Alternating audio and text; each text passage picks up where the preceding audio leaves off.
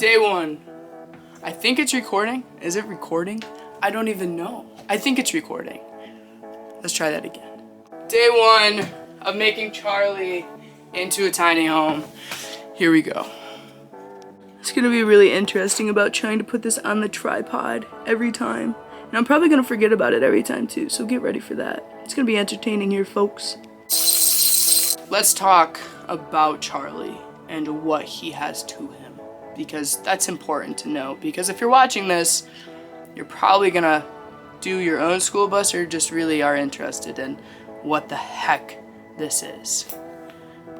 So I did record the About Charlie video on Charlie, but after watching it back, it just looked like a lot of brain garbage that I threw at the camera, and it didn't really make sense, and I want to break that down to as simple as it possibly can.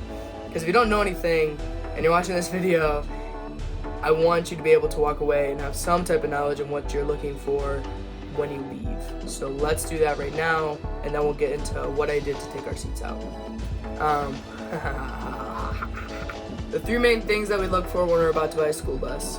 One, where you're buying the school bus from. So we went down to Virginia to buy Charlie because in Western New York, where we are from, there's a ton of snow during our winters, so there's a lot of salt that gets put on the roads, which absolutely destroys car, buses, anything, vehicles' bodies. So we always leave Western New York every time we are looking to buy a school bus.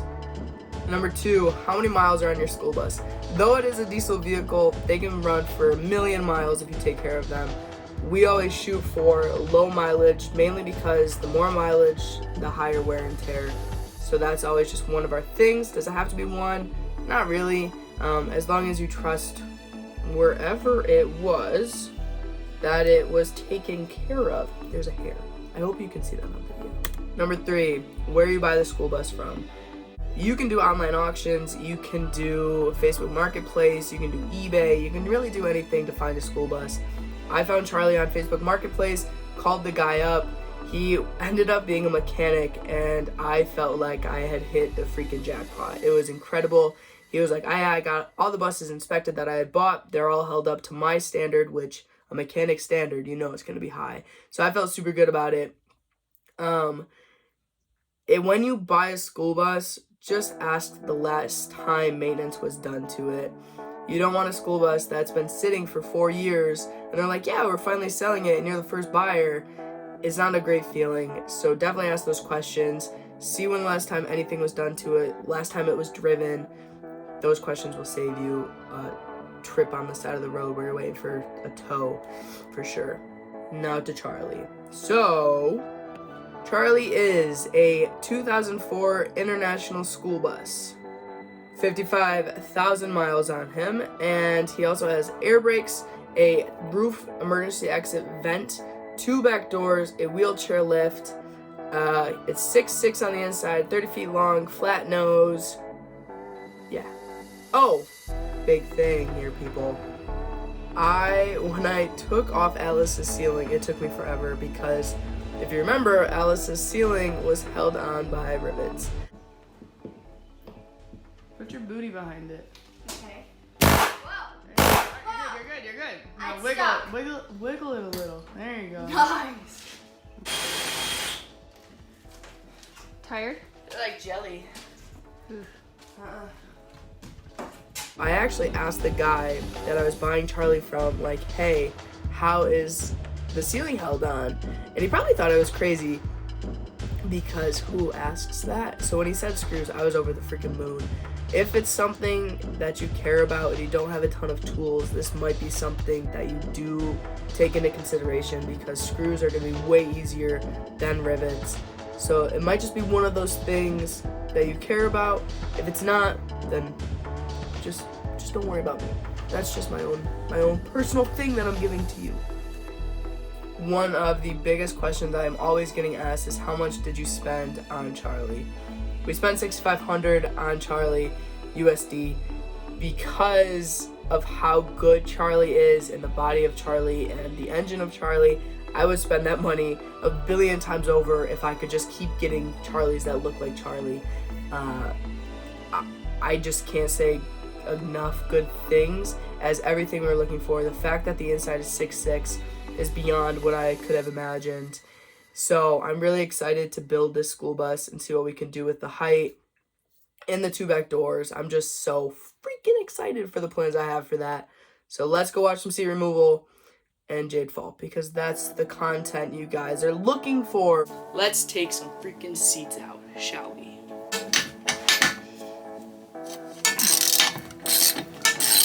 Righty tighty, lefty loosey, folks. So can you take your seats off by hand? Of course. Can you also just use an impact? Yes, of course.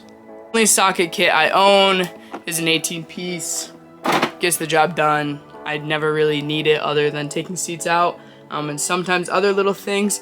But that's all I really need is just 18. Don't go crazy. Hart, always reliable, always a good choice. Uh-oh.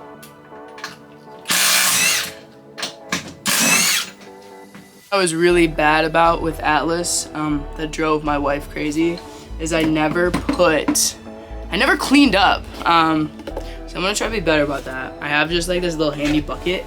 And I'm just gonna, watch this.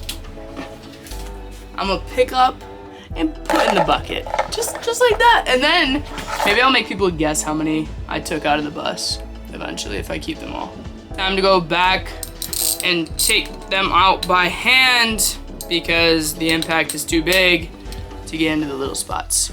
Here we go. So the front seats, that one, this one, and this one, and this one are all bolted under the bus, so I can't get them out. Most of the time you have to have 2 people, someone holding the screw at the top, and then the other person be able under to screw that out. That's what we had to do with Atlas.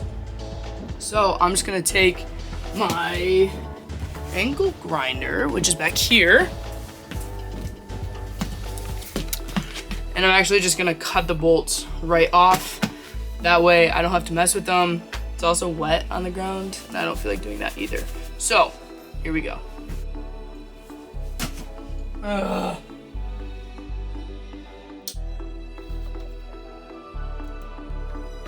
So I'm currently editing the video right now, and I realized that when I went to use the angle grinder, I didn't record myself using it, and then I got to thinking about how some people probably have never used an angle grinder before and are like, well, what do I do with an angle grinder?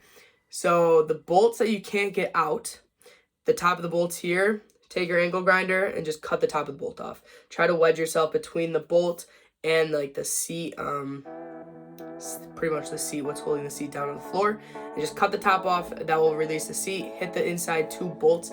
I actually have never used the angle grinder for the inside bolts because that's not the safest thing you could do. There's a hair, but yeah.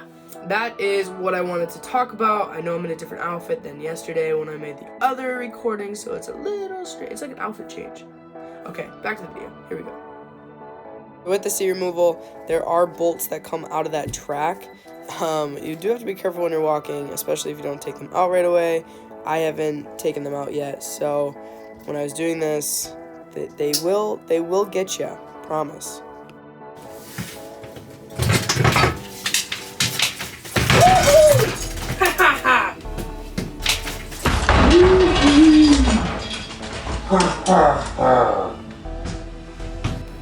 Oh, sugar.